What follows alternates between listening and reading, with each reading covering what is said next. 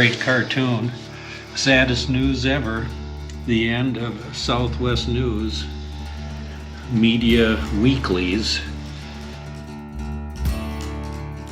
6 metro area newspapers were shut down in late April. The Chaska Herald, the Chanhassen Villager, and sister papers in Prior Lake, Savage, Shakopee, and Jordan also got the nod from the Grim Reaper. These were hybrid community papers, businesses with websites and social media platforms. They were part of the small but once robust, locally owned Southwest News media chain. They're part of a troubling trend. 1/3 of all newspapers in the United States have closed over the past 2 decades. Last year alone, 130 of them either shut down or were merged with other papers to keep alive.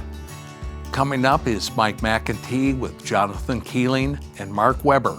Why did all of these suddenly just go, and why is this happening across the country?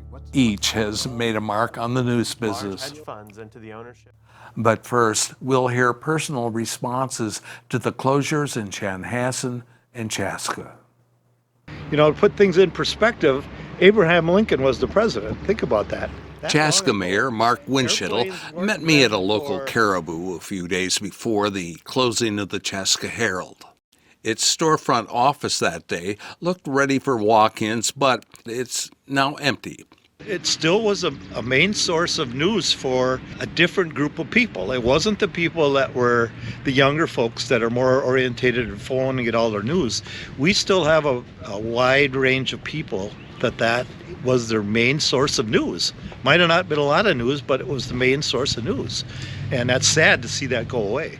I mean, it was just kind of a bombshell to us because all of a sudden, out of nowhere, you know, we got an email from their editor saying they're closing in 2 weeks. I mean, we had a quick scramble and get because we had to make sure our legal notices were all legal at that point. So, with cities kind of having a little bit more of an online presence and Community Engagement Manager Kevin Wright says Chaska is expanding its own online informational platforms and publishing its legal notices in the Waconia Patriot.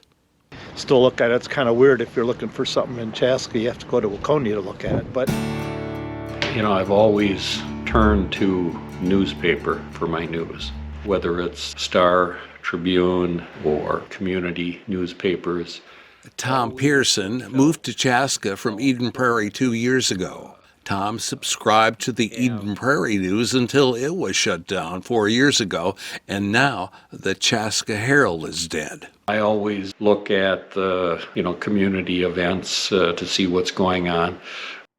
Former Chanhassen Mayor Denny Laufenberger and I met near City Hall, just outside the Chan Library, on the Saturday before the shutdown of the city's newspaper, The Villager. It's an institution, and it's not only is it an institution, but it's an incredible art form.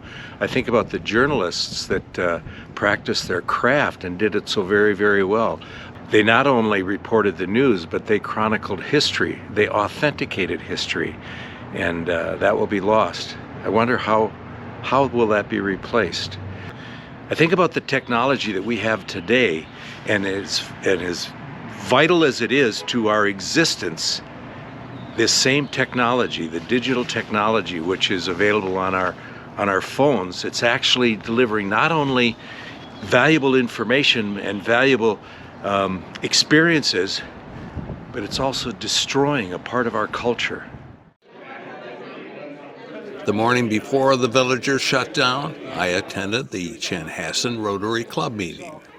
Community spirit was percolating, and Ty Tran invited members to attend a meeting with Eden Prairie Local News CEO and publisher Steve Shuey. EPLN wanted to help prime the pump to irrigate neighboring news deserts. Rotary Club President Dave Neubauer. Well, Rotary's motto is service above self, and the philosophy or theme that we live by is if you see a need, you fill a need. Stan Ralsrud retired from Southwest News Media 12 years before its purchase by Media News Group in Denver. Got to remember that it's a private business. Newspapers are a capitalist business, and they go where and they do what's demanded of them. During Stan's tenure as publisher and general manager of locally owned Southwest News Media, it was profitable. And it remains so with others. The important thing to us was to maintain our integrity, not because we were wonderful people and because it was the right thing to do, but because that's what our business plan was and what our advertisers wanted their advertising to appear in was in a general interest kind of a publication that was known for its integrity and believability, and they liked that association. Those days are gone, and more's the pity, I would say. Sometimes it is personal. Now, our trio of newsmen. Guest host Mike McEntee has been an innovative broadcast journalist and executive producer. Community leader Mark Weber returned to journalism in 2020 to help form Eden Prairie Local News. And seasoned journalist Jonathan Keeling is with the Institute for Nonprofit News. INN helps startups like Eden Prairie Local News become viable and sustainable in our fractured world. Mark, Jonathan, thank you so much for joining us today. We're here to lament the loss of newspapers, and my first question to you guys is, why do we care? We got a Star Tribune, we got TV. Why do we care about some suburban newspapers going out of business? Well, whether we do care is exactly the problem, or part of the problem, because probably too few people do care, or these newspapers would still be operating. So the apathy and the relevancy of newspapers is certainly part of the issue here. But I say anytime that a newspaper closes or any news organization closes, democracy is a little smaller because of it, because critical information isn't getting out to people. You know, Mike, there's research out of the University of North Carolina that says when local news organizations close, the cost of government goes up, civic participation goes down, and the odds of you meeting someone who doesn't look like you decreases. And so that's why we should care. To Mark's excellent point, I don't know that enough people have cared about the loss of news organizations. Certainly in the Twin Cities, we're lucky to have journalism powerhouses still like the Star Tribune, like WCCO, like Minnesota Public Radio. But even as great and wonderful as they are, they're not going out to the city commission meeting in Chaska or Chanhassen. That's local journalism, and without these organizations, those stories are going to go untold. It may go untold, but does City Council have any impact on my life? I mean, I'm more concerned about what's happening, with the Congress and all that kind of stuff. I don't pay attention to this local stuff. This is where a lot of people are. So how do you make contact with those folks and kind of tell them what this means to their life? Well, that's a real challenge. I'm writing city council news in an era where TikTok and Taylor Swift obsession rules the day. So it's a tough challenge to meet. I just completed a story as an example. Today I filed a story about Eden Prairie's drinking water and PFAS. Are PFAS chemicals from industrial origins in the water or not? That seems like a critical question, right? Is my drinking water safe? Mm-hmm. And those are the types of stories that, as Jonathan said, will not get done if there is no local news organization producing them, no local reporter going to city council or school board or covering other news in the community. Those national stories, everything about the Congress, about Washington, D.C., that's what's leading to the intense polarization and left-right divides that we have in this country. When you get down to the local level, issues are a lot different. Water quality issue isn't really a Democrat or a Republican issue. That's a matter of local concern. And the more we get people thinking and talking about those local issues happening at the local level, I think we can actually start to address some of the deep polarization we're seeing in this country, or at least reorder it a little bit. It's a much more nuanced conversation when you have it at the local level. obviously I've been playing devil's advocate here. I am a Yeah. big supporter of journalism. I know what it takes, but I mean, somebody looking at this from the outside says, you know what, it's a city council. Can't you guys just, watch a videotape of that and somebody just put some, or don't they put out a press release and tell you what they did? Can't we just put that in there and I'll know what's going on? Well, I mean, I worry about when we just rely on press releases instead of, Mark being in the room. A lot of great people work in communications department in cities across the country, but, as we've seen time and time again, a lot of times the interests of the leaders of those communities aren't necessarily aligned with the interests of the community. And if we don't have reporters serving as the eyes and ears of the community, we're only going to get a very specific perspective. And I think it's, that's the problem with press releases. Just watch a video. Man, if folks had time to watch hours of city commission or school board meetings, probably things would be great in this country. But I just don't think people have that time. And so rather than choosing that option, they're just choosing not to plug in at all. I used to make hours of those videos, and my brain would turn to mush making them. So you look like you wanted to say, your eyebrows went Well, up. part of the advantage of having a news organization is they curate what's important. And that's critical. And people don't have to wade through a 4-hour video of a meeting. But there are important issues that they can learn about by reading what a news organization is reporting on. Pocketbook issues, what are my taxes doing this year? What's being built on this corner downtown?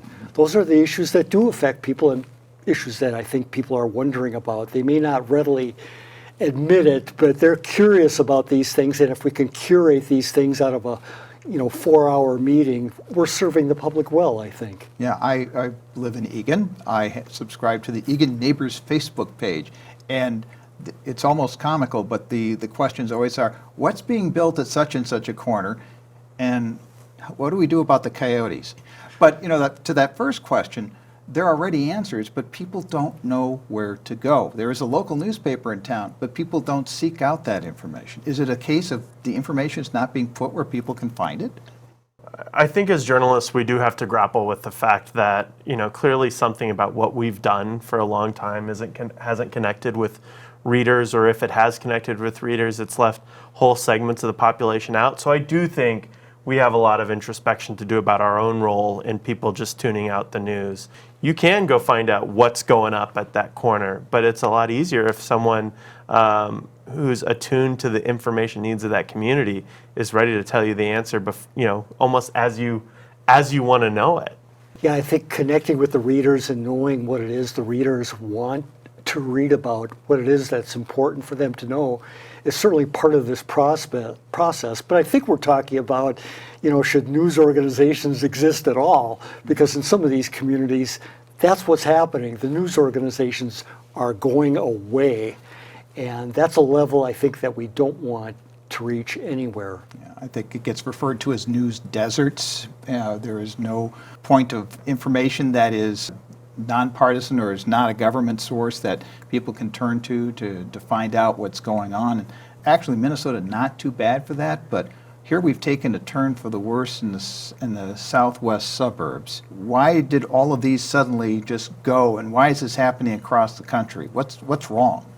Well, the business model certainly has changed. The old days of being able to rely on copious classified advertising went with Craigslist, and the ability to be the best and easiest way to reach interested readers went away with targeted advertising on social platforms like Facebook or Twitter. But as important as those things is, the entry of large hedge funds into the ownership of media organizations. These organizations in the southwest suburbs were owned by a large hedge fund-backed media organization backed by Alden Global Capital. And what those hedge funds are really good at is taking organizations that are making money and running them until they stop making money. And I think we've seen that across the country where the profits have been wrung out of a lot of media organizations, and then they're just left because they're not going to generate sufficient return going on.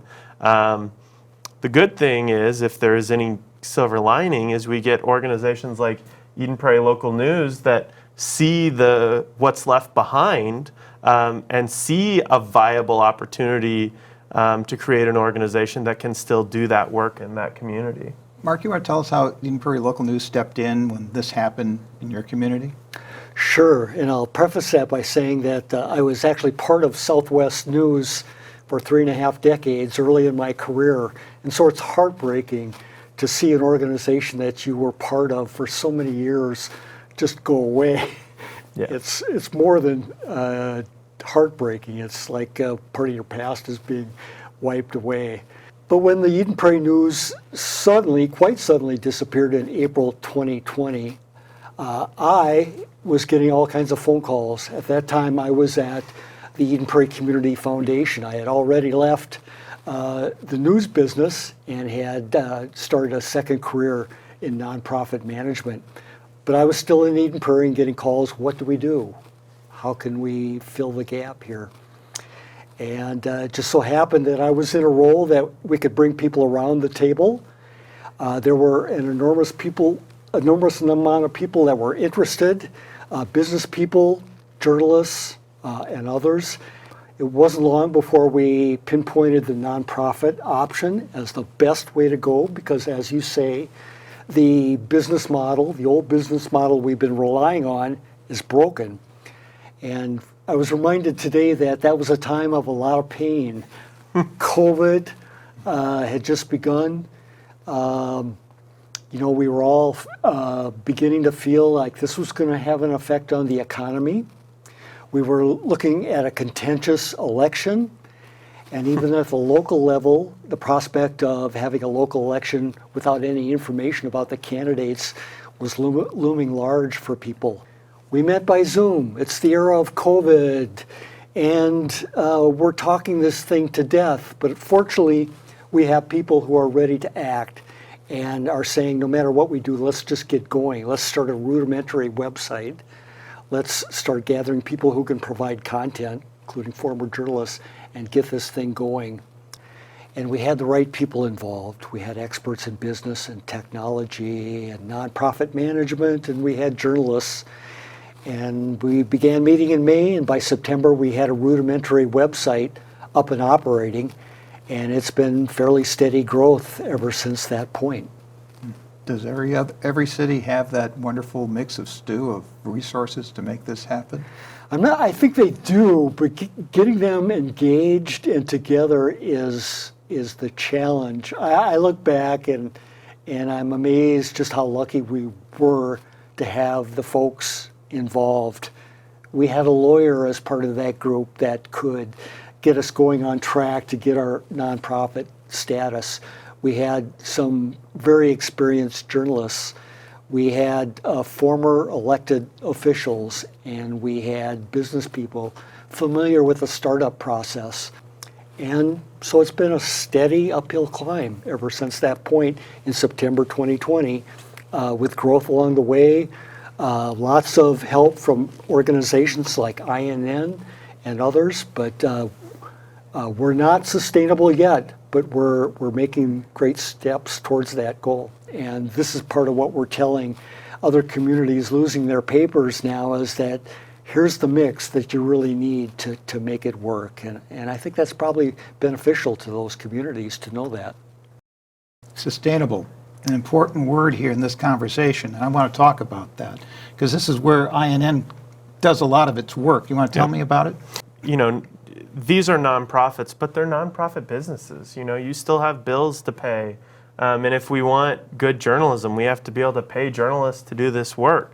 And so that means building a business that relies on, advertising like we've had traditionally, but also philanthropy from the Eden Prairie Community Foundation or community foundations in other places, from individual giving, from campaigns that we run at the end of the year called Newsmatch, which is a chance for national funders like the MacArthur Foundation, the Knight Foundation, to take their dollars and put them up as a match for people in local communities to say, hey, if I give Eden Prairie Local News $20 in November, then these national organizations through Newsmatch will give our organization another $20. So it's that combination of big philanthropy, small philanthropy, advertising, events. I mean, Eden Prairie Local News put on an event around AI last fall, as a new way to bring revenue into the organization. It's a multi-leg stool that is able to support good journalism in good communities. And one of the things I love about Eden Prairie Local News is the way, they started small, but have been growing each year. And I think that's another key to doing this right is, not trying to do everything all at once, not saying, we're going to go out and we're going to build the most beautiful office and we're going to invest in, dozens of reporters to cover every meeting. I mean, Eden Prairie's secret to its success, I think, has been taking a really measured approach to grow your resources as your revenue grows. And that, I think, is a very basic definition of sustainability. So we look at what Eden Prairie Local News has been doing, and we see a problem here where we've got a bunch of newspapers that have fallen off the map, a bunch of communities that are going to be without their local news. Is there a model that can be followed? Is there something that Eden Prairie Local News can offer out and say, here's how you do it? What can you folks bring to the table right now in this time of crisis? Absolutely. We can bring our experience in a very similar community to what these communities losing their newspapers are like. And INN has a wonderful playbook that offers a lot of detailed information on exactly what steps to take. But there's probably no substitute for actually going through these steps, and that's what we're sharing with these communities now. So we're 4 years in, and we can kind of share what has happened over those 4 years. Another community that we've been close to, Woodbury, is in the very beginning stages, and they can share what early steps they have taken with the Prior Lakes and the Chaskas and the Chanhassens that are now losing their newspapers.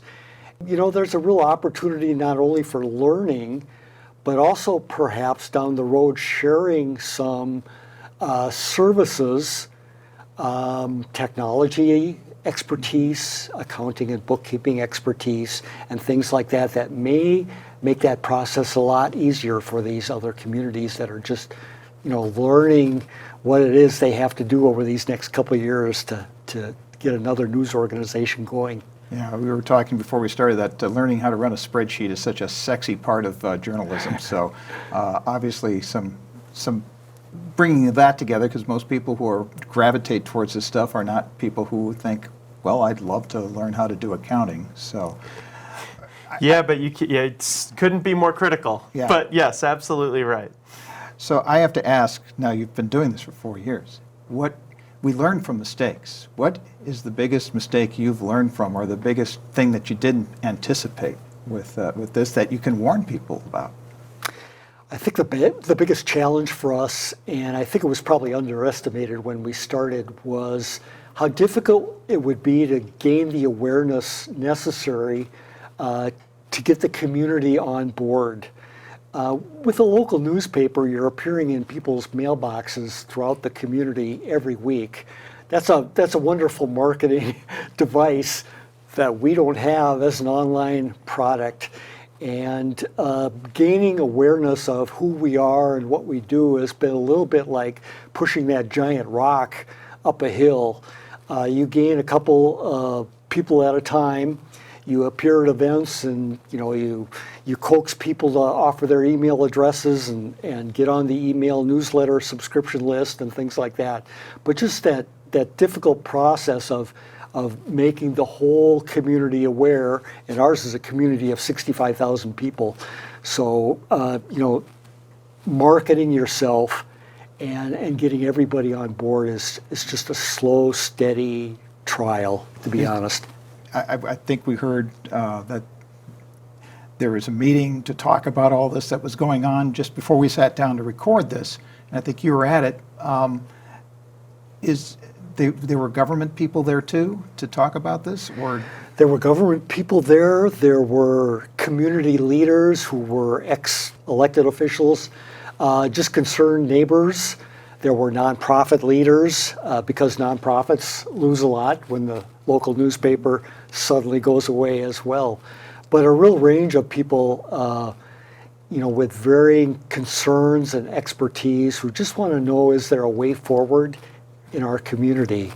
And I think the answer to that is yes. Because often we see the press and government as adversaries, but here there seems to be something in common. Can there be partnerships that work like this? And in fact, even dealing towards, obviously towards awareness, but towards funding. Yeah, I mean, we don't think about it or talk about it very often, but actually one of the very first laws passed in this country was the Postal Subsidies Act, which was enacted to provide periodicals with discounted rates to deliver their news to communities all over the original 13 colonies that made up these United States. And so I think as long as the law is designed in a content neutral way, I think the government can play a really solid role in building a free press. I think just today we saw in Connecticut legislation passed that directed communities that are spending advertising dollars to spend that money in community media, which both helps them get the word out and helps ensure those community media exist.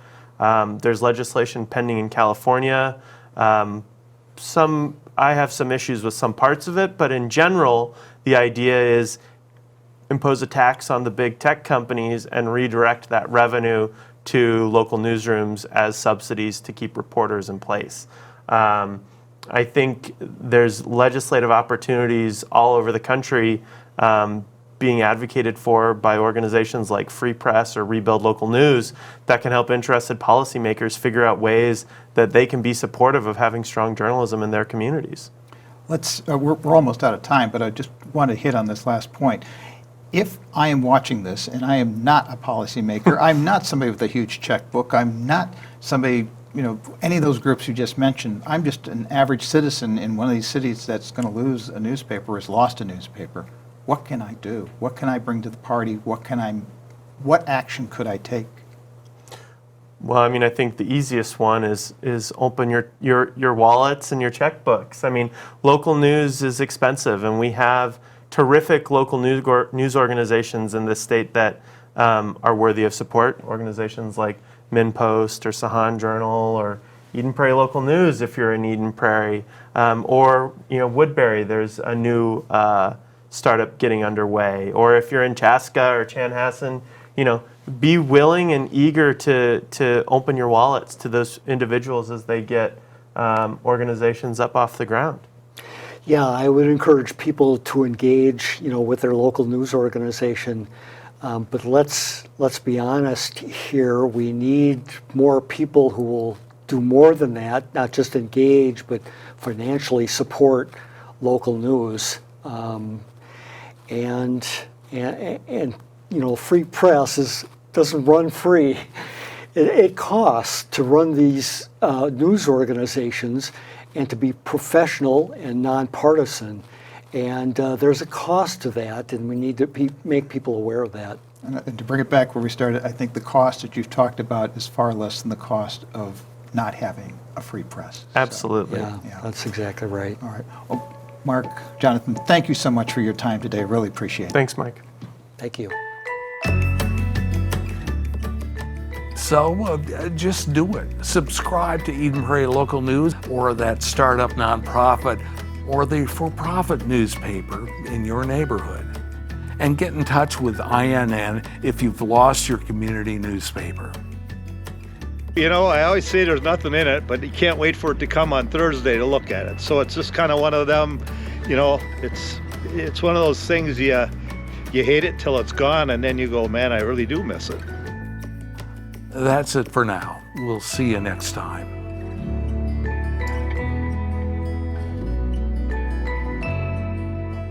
Democratic Visions is handcrafted by volunteers from Eden Prairie, Hopkins, Minnetonka, Edina, and Bloomington.